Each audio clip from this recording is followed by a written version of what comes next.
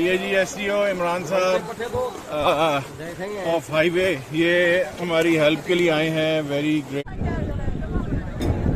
ہاں جی، یہ آج ہائی وے سے کوآرڈینیشن کرتے رہے اور بیچارے خود بہت زیادہ بزی تھے انڈس ہائی وے پہ برج پورا کرنے میں. وہاں سے وہ فری ہوئے اور کل رات کو سامان شفٹ کیا اور آج رات کو 12 بجے تک آئی ہوپ یہ حاجی پور روڈ کا برج کنیکٹ ہو جائے گا، جس کے بعد انشاءاللہ 50% مسئلہ تو یہی تھا مین. تو کنیکٹیوٹی ہو جائے گی پوری.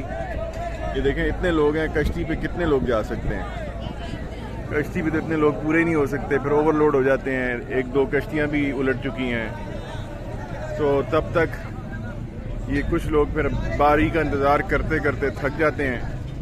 آخر کار یہ اس طرح سے جاتے ہیں.